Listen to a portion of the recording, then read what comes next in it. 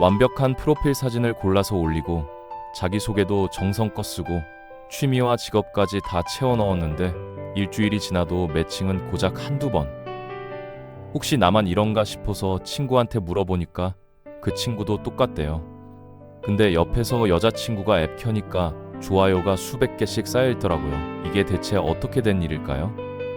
오늘은 소개팅 앱 안에 숨겨진 불편한 진실을 데이터로 한번 파헤쳐 보겠습니다. 일단 결론부터 말씀드리면 평균적인 남성 유저는 하루에 좋아요를 딱 한 개 받습니다. 그것도 운이 좋으면요. 매칭은 거의 안 된다고 보시면 돼요. 이게 단순히 프로필이 별로여서가 아니라 소개팅 앱 자체의 구조적인 문제 때문이거든요. 실제로 제가 가상의 유저 1000명으로 시뮬레이션을 돌려봤는데 결과가 충격적이더라고요.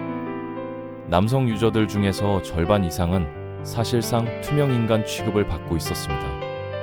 이 문제를 제대로 이해하려면 소개팅 앱이라는 게 실제 연애 시장과 얼마나 다른지부터 알아야 해요. 현실에서는 사람을 만날 때 외모만 보는 게 아니잖아요. 목소리도 듣고 분위기도 느끼고 대화도 나누면서 서로를 알아가는데 앱에서는 그냥 사진 몇 장이 전부거든요. 그러니까 판단 기준이 엄청나게 좁아질 수밖에 없죠. 게다가 스와이프라는 시스템 자체가 사람들을 상품처럼 빠르게 훑어보게 만드니까 첫인상이 전부가 되어버리는 겁니다. 자, 그럼 이상적인 상황을 한번 가정해볼까요? 남녀 비율이 정확히 반반이고 모두가 하루에 100개의 프로필을 보면서 4개 중 하나에 좋아요를 누른다고 가정해보는 거죠. 이렇게 하면 모든 유저가 프로필이 노출될 때마다 25% 확률로 좋아요를 받게 되겠죠. 완벽하게 공평한 세상이에요. 이 시뮬레이션을 돌려보니까 남녀 모두 하루에 평균 25개의 좋아요를 받고 6번 정도 매칭이 됐어요. 나쁘지 않죠? 그런데 현실은 이렇게 공평하지 않습니다. 틴더나 범블 같은 주요 소개팅 앱들의 성비 데이터를 찾아봤더니 남성 유저가 여성 유저보다 훨씬 많더라고요. 대략 여성 1명당 남성이 2명 정도 되는 수준이었어요. 이 비율을 시뮬레이션에 적용하니까 결과 확 달라졌습니다. 여성들이 받는 좋아요는 50개로 2배가 됐고 남성들은 12개로 절반이 줄었거든요. 여기서 흥미로운 현상이 하나 나타나는데 여성들은 좋아요를 50개나 받았으니까 당연히 매칭도 많이 될 거라고 생각하잖아요. 그런데 실제로는 6번밖에 매칭이 안 됐어요. 왜냐하면 하루에 볼 수 있는 프로필이 100개로 제한돼 있다 보니까 자기한테 좋아요를 누른 남성의 절반도 확인을 못하는 거예요. 대기열에 남자들이 너무 많이 쌓여 있는 거죠. 이쯤 되면 여성 유저 입장에서도 부담스러워질 만하죠. 그럼 남성들은 어떻게 반응할까요? 좋아요를 별로 못 받으니까 점점 절박해지기 시작해요. 까다롭게 굴처지가 아니라는 걸 알게 되는 거죠. 그래서 매칭 확률을 조금이라도 높이려고 좋아요를 더 많이 누르기 시작합니다. 실제로 2014년에 나온 조사에 따르면 남성이 여성보다 좋아요를 누를 확률이 3배 가까이 높다고 하더라고요. 여성은 7개 중 하나에만 좋아요를 주는데 남성은 2개 중 하나에 좋아요를 주는 식이죠. 이 숫자를 시뮬레이션에 넣어봤더니 상황이 더 심각해졌어요. 여성들은 이제 하루에 92개의 좋아요를 받는데 남성들은 고작 7개만 받더라고요. 남성들은 좋아요를 많이 누르니까 그나마 받은 7개 중에서 평균 3번 정도는 매칭이 되는데 여성들은 매칭이 6번 정도밖에 안 돼요. 왜냐하면 대기열이 너무 길어서 자기한테 관심 있는 사람들을 다 확인도 못하니까요. 근데 여기서 끝이 아니에요. 가장 큰 문제가 하나 더 남았거든요. 바로 특정 유저들에게 좋아요가 몰린다는 겁니다. 힘지라는 앱에서 공개한 데이터를 보면 남성들이 누른 좋아요의 절반이 상위 25% 여성에게 집중되고 여성들이 누른 좋아요의 절반은 상위 15% 남성에게만 간다고 해요. 특히 남성의 경우 극소수가 대부분의 관심을 독차지하는 구조인 거죠. 이걸 시뮬레이션에 반영하기 위해서 모든 유저한테 매력도 점수를 매겨봤어요. 0점에서 100점 사이로요. 당연히 현실에서 사람의 매력을 숫자로 표현할 순 없지만 적어도 패턴은 파악할 수 있잖아요. 계산을 간단하게 하려고 매력도 0점인 유저는 좋아요를 받을 확률이 0%고 100점인 유저는 100% 확률로 좋아요를 받는다고 가정했습니다. 그리고 중간 점수들은 자연스럽게 분포시켰죠. 이 공식을 적용하니까 상위 27% 여성들이 남성 좋아요의 절반을 가져갔고 상위 10% 남성들이 여성 좋아요의 절반을 차지했어요. 힌지 데이터랑 거의 비슷하게 나온 거죠. 그럼 이제 평균적인 유저들은 어떻게 됐을까요? 여기서 평균이라는 지표가 의미가 없어져요.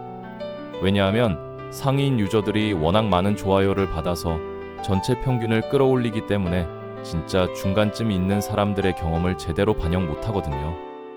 그래서 중앙값이란 걸 한번 봤어요. 딱 가운데 있는 유저가 받는 좋아요 개수 말이죠. 결과가 어땠냐면 평균적인 남성 유저는 좋아요를 딱 한 개만 받았어요. 매칭은 아예 제로였고요. 매력도별로 나눠서 보니까 상위 10% 남성들은 하루에 37개씩 좋아요를 받는데 중간쯤 있는 사람들은 0개에서 1개 사이를 받더라고요. 거의 투명 인간 수준이죠. 재밌는 건 매칭 횟수를 비교해 봤을 때예요. 상위 10% 남성들이 상위 10% 여성들보다 매칭을 더 많이 했어요. 좋아요는 더 적게 받는데도 말이죠. 왜 그럴까요? 남성들이 여성들보다 덜 까다롭게 좋아요를 누르니까 실제로 매칭될 확률은 더 높았던 거예요. 현실에서도 이런 패턴이 나타나는지 궁금해지더라고요. 시뮬레이션을 점점 현실에 가깝게 만들면서 평균 남성이 받는 좋아요 개수를 추적해봤어요. 처음엔 25개였다가 12개로 줄었고 그 다음엔 7개, 마지막엔 1개가 됐습니다. 물론 이건 제가 찾을 수 있었던 제한된 데이터를 바탕으로 만든 시뮬레이션이에요. 그래서 실제 여러분의 경험과는 다를 수도 있죠. 예를 들어 유저들이 하루에 몇 개의 프로필을 보는지 정확한 데이터가 없어서 그냥 100개라고 가정한 거고요. 문화적 차이나 연령대 같은 변수들도 고려 안 했고 유료 구독으로 생기는 이점도 빼놨어요. 하지만 이 시뮬레이션만으로도 소개팅 앱 안에서 일어나는 일들을 대략적으로는 이해할 수 있었죠. 그럼 여기서 우리가 배워야 할 교훈은 뭘까요? 일단 이 영상이 소개팅 앱 사용을 무조건 말리려는 건 아니에요. 실제로 최근 조사를 보면 미국 커플들이 만나는 가장 흔한 방법이 온라인이더라고요. 그러니까 소개팅 앱도 분명히 효과는 있다는 거죠. 많은 사람들이 앱을 통해서 좋은 인연을 만나고 있으니까요. 다만 이 영상을 만들면서 제가 느낀 건 소개팅 앱이 실제 연애 시장과는 많이 다른 왜곡된 이미지를 만들어낸다는 거예요. 특히 자존감에 미치는 영향을 생각해봐야 해요. 연구 결과들을 보면 소개팅 앱이 유저들의 자존감에 부정적인 영향을 줄 수 있다고 하더라고요. 특히 남성들한테요. 프로필을 열심히 만들고 사진도 신경 써서 올렸는데 반응이 없으니까 자기 자신을 의심하게 되는 거죠. 근데 이게 본인 문제가 아니라 시스템의 문제라는 걸 알아야 한다는 겁니다. 여성들도 마찬가지로 힘들어요. 좋아요는 수백 개씩 받는데 막상 대화를 시작하면 부적절한 메시지를 보내는 사람들이 너무 많거든요. 그러니까 누구를 믿어야 할지 모르게 되고 결국엔 더 방어적으로 변할 수밖에 없죠. 남성들이 절박해져서 모든 프로필에 좋아요를 누르니까 여성 입장에선 매칭이 돼도 그 사람이 진심인지 아닌지 알 수가 없는 거예요. 결국 이런 성별간 불균형은 남성과 여성 모두에게 해롭습니다. 남성들은 매칭되려고 무작정 좋아요를 남발하게 되고 여성들은 진짜 관심 있는 사람을 찾기가 더 어려워지죠. 악순환이 반복되는 거예요. 그럼 해결책은 뭘까요? 개인적으로는 소개팅 앱만 의존하지 말고 다른 방법들도 병행하는 게 좋다고 봐요. 취미 활동이나 모임을 통해서 사람들을 만나는 것도 좋고 지인 소개도 여전히 유효한 방법이거든요. 앱은 하나의 도구일 뿐이지 전부가 아니라는 걸 기억하면 좋겠어요. 그리고 앱을 쓰더라도 너무 많은 기대를 하지 말고 결과에 일희일비하지 않는 게 중요합니다. 소개팅 앱 회사들도 이 문제를 인식하고 개선하려고 노력하고 있어요. 일부 앱들은 하루에 좋아요를 누를 수 있는 횟수를 제한해서 사람들이 더 신중하게 선택하도록 유도하고 있고요. 또 어떤 앱들은 매력도보다는 가치관이나 관심사 같은 내면적인 요소를 더 중요하게 다루려고 노력하고 있죠. 하지만 근본적인 성비 불균형 문제는 쉽게 해결되지 않을 것 같아요. 마지막으로 하고 싶은 말은 소개팅 앱에서 좋은 결과가 안 나온다고 해서 본인을 탓하지 말라는 거예요. 시스템 자체가 불공평하게 설계돼 있으니까요. 여러분의 가치는 앱에서 받는 좋아요 개수로 결정되는 게 절대 아닙니다. 그냥 확률 게임일 뿐이고 운이 따라줘야 하는 부분도 크거든요. 너무 심각하게 받아들이지 말고 건강한 마음가짐을 유지하는 게 가장 중요해요.